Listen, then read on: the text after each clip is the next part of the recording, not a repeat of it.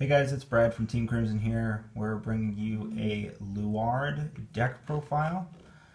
This is actually a member of our team, member of Team Crimson here.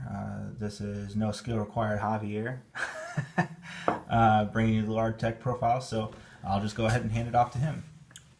All right, this is a no skill hobby, and it's not required. So, anyways, I play Shadow Paladins, I play Luard, and this is my deck. I start out with the starter Creepy Dark Goat. Obviously, we all know what he does. He's been out for a while. Very handy in searching out Luard, because obviously, if you don't have Luard, you're having a bad day. So, that's the starter. Then I run 4 copies of Luard. Very good, very tech, very search out. The only times I really have a problem is when I'm facing decks where they nuke field. So when that happens, it's really hard to get off what you need to do when you go into Orgeyser as your first stride. So with that said and done, we all know what he does. Self-explanatory. Then I run 2 copies of Death Spray. Death Spray is good. He's good for rear guard, and I'd rather have him honestly than the Witch because it's a 11k based. So if I do run into a tight spot, I don't have to worry as much. So move on to grade 2s. I run 2 copies of the new Noise. Its skill works just like the grade 1 Abyssal Lao, but what's nice is that you can pass over power straight to her only. So you can build up strong columns and it helps search out, especially if you're in tight spots where you're trying to swarm field to go into like a Ogma, or if you're trying to just overwhelm your opponent by always supplying rear guards to fuel for your drag driver or your drag strider or spectral blaster. It don't matter. Very, very tech. I like it. Good stuff. Next, I run 2 copies of the 10K because still here in the States, rush decks are still somewhat dominant, and it just helps up on the defense and mediocre, minor columns depending on what I'm trying to do, but it's still good to have as the main grade 2 Vanguard. Next, I run 3 copies of Cephalin. It is good for early game. It is good also late game too. If I'm running to a tight spot once again where I'm not able to do what I normally do on my stride turns and have to go into something that's different, like a Dark Carnivore or anything else related, I can easily call 1 copy of her, something in the back row, call a Death Spray in the other column, something in the back row, and just start nuking and picking off their field. And of course, that'll be the term with Dark Carnivore, because then at least you're gaining field advantage to try and win the game over. And then finally for grade 2s, I run 4 copies of Leofall. Leofall so far is very, very good. I was honestly skeptical about him in the beginning, but now actually seeing what he can do, I really like it. This is basically it for grade 2s. I do not run Morfessa because Morfessa is still a very expensive card. The skill is good. The on hit is very, very good, but the problem is that the prices are way too high still. Move on to grade 1s. Run 2 copies of Drag Wizard Enid. It's very good with Drag Strider just alone because I can pass over power to 2 other units, and one of them usually is my Vanguard. That way I could gain a higher power creep because of the glory skill that Drag Strider has on his own. So you can pass over power to one of your to your Vanguard and then to something else. So it's always good. Love it. Next, run 2 copies of Nyes. I don't think a lot of people still run her, but for me personally, I like it, especially on the turn for Orgeyser, because let alone I'm already going to be superior, or not, well, superior calling, but also you put the critical right in front of it, attack, swing, get rid of it, you're going to plus off of it, then plus off of Orgeyser's own effect, the 2, plus the triple drive, that's already 6 cards in hand, and then your superior call Swordbreaker, you're going to Soul Blast draw. It's a good day. Basically, you're going to end up with like 9 cards or higher by the time it's the end of your turn. Run 2 Bromlin. Once again, I was honestly skeptical about it because I saw myself never using Claret Sword. So any of the support armors, I thought it wasn't going to work, but it honestly does. I run 2 because if I'm unable to use Ritual 3 for whatever point, I could still stride and still save cards in hand. So it's very useful. Also helps with Rush. Run only 2 copies of Swordbreaker. I like running 2s. That way it's easier to keep track of what's in my drop zone, let alone what's in my deck. Very useful, very good. That's all I can say. It's really good. Here comes the must. 4 copies of Abyssal Owl. Very, very, very good. Searches out Luard. Who cares if you got to pay the cost? At least you get Luard, the main grade 3 that you need to make the entire engine of the deck work. Some people run 3, that's fine, but for me personally, I run 4. That way I can max out how many times I'm unflip my damage, how many times I'm going to be able to get Luard to my hand if Creeping Dark Oak doesn't work. And it's just very, very good. You could tack it in with almost anything that you're going to stride into because the passover name of Luard will pass over to that stride unit. So Spectral Diablo, Dark Carnivore, and so forth, you're going to pay the cost and then at the same time not pay it. So, and then I'm running 4 copies of Karma Collector. Esris so far is still expensive just to get 4 copies. Most of the price is going to be $72. So with this said, just running 4 copies of Karma Collector, eventually I would like to get a Esris. That skill is really, really good.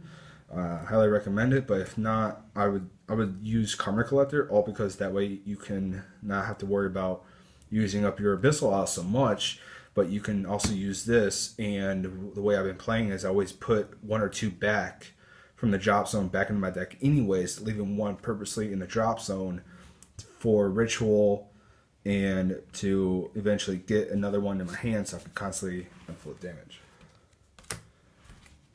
Moving on to triggers. Run 4 heals. The newest heal. I don't really use the G Guardian a whole lot. One time I do is if I actually have grade 1s or less on field to actually use. Otherwise, it's just there. It's a good option. So when I do use it, it does come in handy. But other than that, that's pretty standard. Running 3 draws. 2 of the newest and 1 of the other. Self-explanatory. So you're using up soul in almost every single turn that you're doing something, whether it be Orgeyser, Swordbreaker, so forth, Leafall, they all soul blast. So you need to be able to constantly feel that besides just rewriting Luard after using Ritual 3. Moving on to crits. If you're not using this guy in a Luard deck, then there is something wrong with you. You need him almost every single chance. You plus off of him and you put him on the bottom of your deck. You cannot get any better than that. Busted. It is severely busted. It is severely broken. Bushiroad did a crazy thing with this, and Shadow Paladin players around the world honestly love this card. And it's probably still... Restrict it. No. Don't do that. It would hurt Luard. Honestly, it would. Because then you wouldn't be able to draw so much. Damn straight, boo-hoo. Next, I just run these crits, basically, as backup for right now.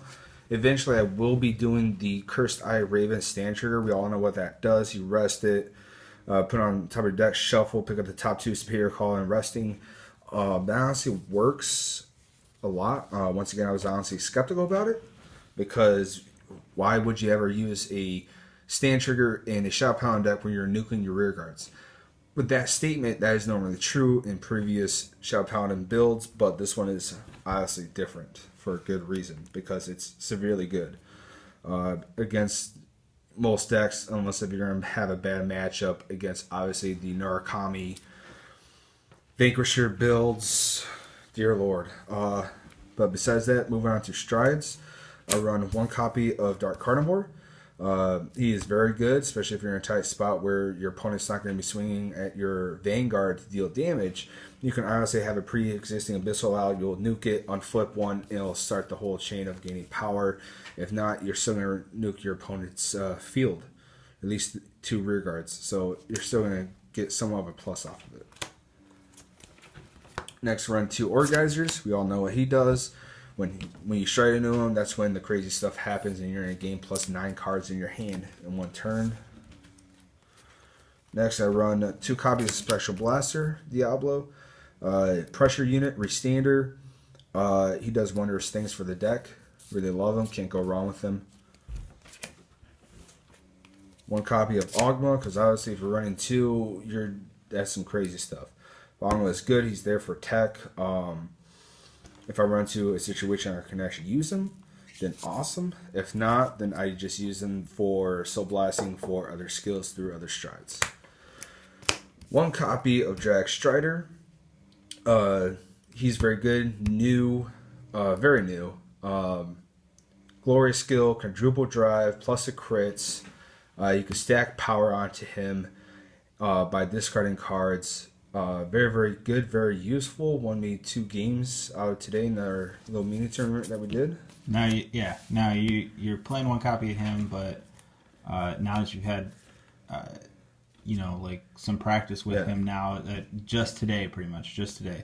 Now that you've had practice with him a bit, would you consider running a second one, or do you like him just at 1? Would you want to play honestly, more? for me, I'm comfortable with using him at 1. But if I could do 2, then I probably would. But the thing is that he's there for the finisher. You're gonna finish the game when you stride into him. If you can't finish the game, then you're gonna try and do something crazy, and that's where the other strides come into play, like Special Blaster or Diablo. Like I said previous, I was able to turn my 1 game into I had 2 damage. My opponent had 3. And I flipped it around to where I had still 2 damage, but my opponent ended up having 5 because of Special Blaster Diablo. Yeah, and then I saw most of your games end with him. So yep, and then he's there just to hurry up and finish. I'm going to destroy you. Then I run 3 copies of Drag Driver Luard. Very good. He helps me out in the tough matches where I can't really do a whole lot. So I can build field, so I can set myself up for the next turn if I can survive that long. So he's there. 1 copy of the GB8. We all know what he does. He actually works. I actually got to use him for the first time usefully today. So it actually worked. And then I run 1 copy of Seabreeze. That way in the tough matches, if I'm actually able to use him, then I would use him. But I found out the hard way that it's actually better to use him when you have 3 counterblasts to use, because him alone is just 2. But if you use the 3rd one when you stride on top of Luard, you can actually superior cost something and start your shenanigans, basically. So that's really, really good. Move on to G Guardians. I run 3 copies of Plot Maker. You can't go wrong with him. Ritual 3 plus 10k. Good stuff. And then 1 copy of the G Guardian from Fighters Collection. Like I said, I only have it in there in case if I'm able to use it. If not, then it's just there for subblast material for other strides. And that sums up my deck. All right, guys, that's it. That's it for the Luard deck. Please like and subscribe to the videos. Keep following us. We're going to keep on coming out and pushing out more content. So we will see you soon.